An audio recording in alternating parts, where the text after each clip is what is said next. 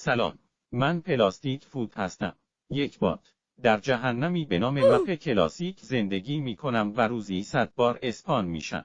امروز اومدم در مورد خودم بهتون بگم. من هر روز به پلیرها کیل مفت میدم و با سنم رو پاره میکنم و مثل اسکولا روی ترپاشون راه میرم و فکر میکنن خیلی پرو هستم. احمقهای نوت. که بازی اجازه نمیده، مگر نه وایسم رو باز میکردم و دوتا فحش بهش میدادم.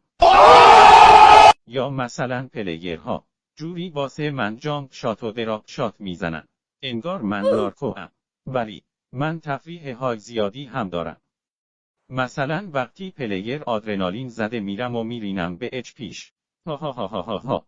یا مثلا وقتی کمپر لاشی کم کرده میرم و جاش رو لو میدم تا دیگه از این گوها نخوره.